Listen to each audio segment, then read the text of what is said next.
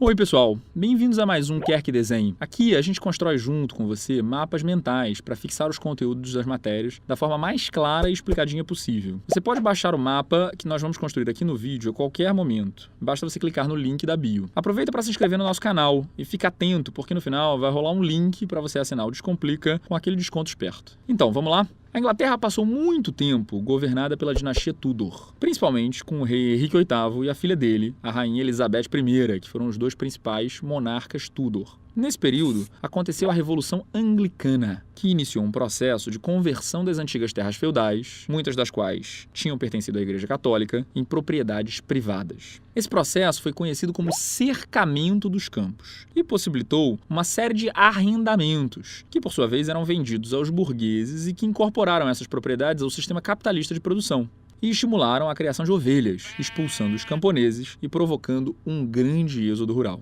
Nessa época, a burguesia era uma classe social em ascensão e estava conseguindo consolidar o seu espaço político. Eles tinham adquirido alguma representatividade no parlamento inglês e na Câmara dos Comuns. Mas o período da dinastia Tudor chegou ao fim e, em seu lugar, assumiram os Stuart, que foram o pontapé inicial para o nosso assunto desse mapa mental, as revoluções inglesas. O primeiro rei da dinastia Stuart foi Jaime I. Ele esteve no trono de 1603 até a sua morte em 1625. Ao perceber que os burgueses estavam ampliando sua influência no campo político, a motivação do rei Jaime passou a ser frear esse avanço. Para isso, foram tomadas algumas medidas, entre elas o aumento dos impostos e as perseguições religiosas aos puritanos, que era a religião seguida pela maioria dos burgueses do parlamento. Em determinado momento, ele chegou a dissolver o parlamento, que ficou inativo por 8 anos. O reinado de Jaime I foi sucedido pelo seu filho, Carlos I. E o Carlos I governou de 1625 até 1649. Esse novo rei tentou seguir exatamente a mesma política do pai, de perseguição dos burgueses, mas ele não tinha a mesma moral. Ele tentou aumentar novamente os impostos para arcar com os custos de uma guerra que tinha rolado contra a Escócia, mas o parlamento burguês não aceitou, como vinha aceitando, e foi aí que começou a chamada Guerra Civil, ou Revolução Puritana. A guerra entre o parlamento burguês puritano e a coroa se estendeu de 1640 até 1649, quase uma década de guerra civil. Ela ficou mais intensa em 1642, quando Oliver Cromwell, guarda esse nome porque ele é muito importante,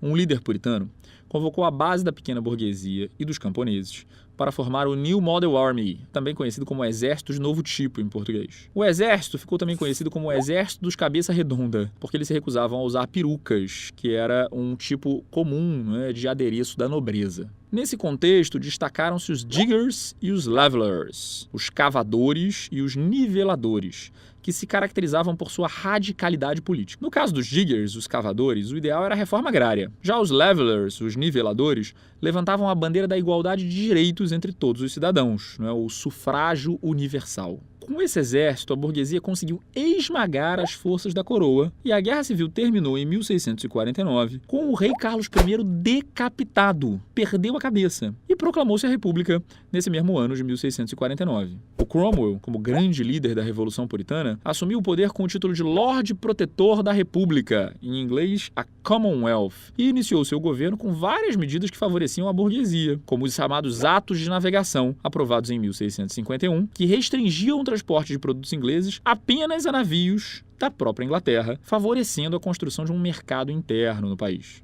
Mas não demorou muito para o poder lhe subir a cabeça, e ele começou a reproduzir justamente aquilo que ele tinha lutado contra o rei. O Cromwell se voltou contra o parlamento e, em 1653, dissolveu o próprio parlamento com a ajuda do exército burguês. Com isso, ele instituiu um governo autoritário que teve como característica principal a execução das lideranças que o ajudaram a formar aquele mesmo exército, os diggers e os levelers, justamente com aqueles setores que mais queriam transformações efetivas na sociedade inglesa. Em 1658, o Oliver Cromwell morreu e foi substituído pelo seu filho, Richard Cromwell, que não tinha o mesmo prestígio. Parece até que já ouvimos essa história, né? Então, novamente, as classes mais radicais da burguesia se levantaram contra o governo do jovem Cromwell e, antes que fosse instaurada uma nova guerra civil, o parlamento fez uma manobra arriscada. Convocou Carlos II, que era o filho do rei que tinha sido decapitado, Carlos I, para assumir o trono e restaurar a dinastia dos Stuart. Em 1660, Carlos II, um Stuart, assumiu o trono, prometendo respeitar os interesses do parlamento. Mas logo começou a se articular com as antigas lideranças da nobreza e tentou instaurar o absolutismo novamente. O parlamento, composto em sua maioria por burgueses puritanos,